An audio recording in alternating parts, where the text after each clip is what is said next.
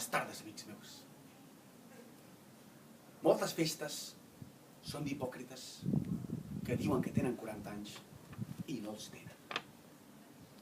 I m'estan embaucant alguns de vostès. I això és el que no m'agrada. Que els enganyin, que els embauquin. I això no m'agrada gens. No caiguin a la trampa.